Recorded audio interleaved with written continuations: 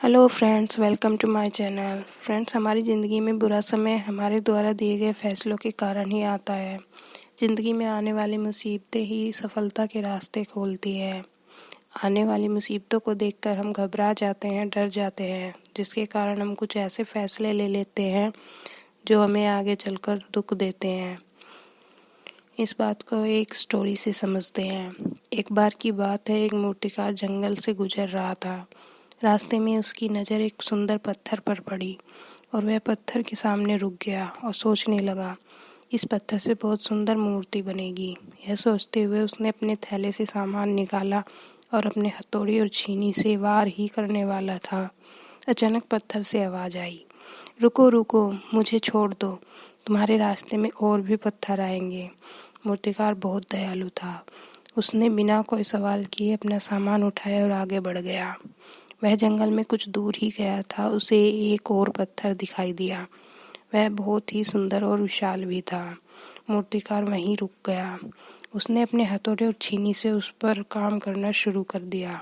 कुछ समय बाद वह पत्थर सुंदर मूर्ति में बदल गया।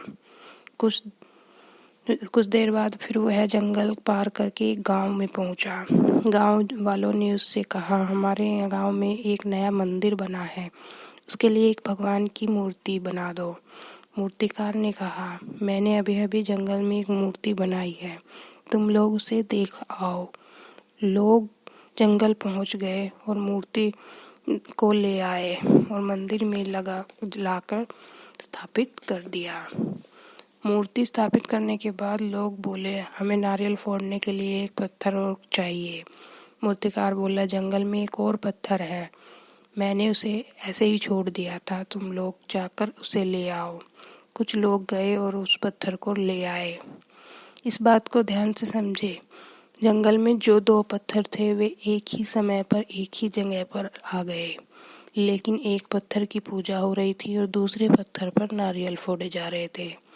लेकिन जिस पत्थर पर नारियल फोड़े जा रहे थे वह पत्थर से उस मूर्ति बने पत्थर से बोला, हम दोनों में क्या फ़र्क है जिसके कारण तुम्हारी पूजा होती है और मुझ पर नारियल फोड़े जाते हैं।